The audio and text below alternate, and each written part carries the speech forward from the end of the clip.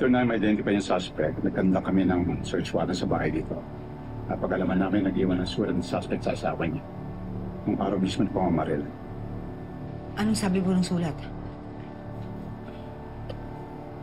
Sabi ng shooter, isa sa mga kadimoy na si Kamandupa at sa Takaitan.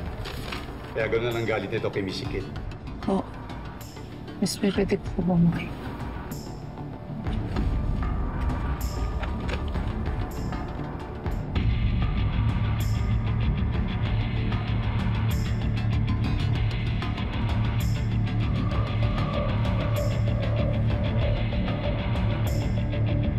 Sir, nagsisinungaling po to.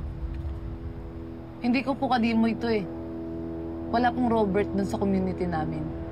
Ang totoong nakakaalam po si Miss May. Kasi nakilala niya po yung shooter eh. Na natauhan po ni Soraya. Di ba, Miss May?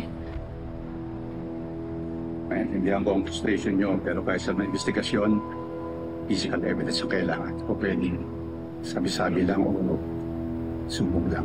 Sir, malay niyo planted na naman po ito kagaya ng pagtatanim ng murder weapon. Kagaya ng kay Sir William. Eh, hindi pa ba obvious na kino-cover up ni Soraya ang investigasyon? Para ma-mislead tayo. Para hindi matrace sa kanya ang assassination attempt.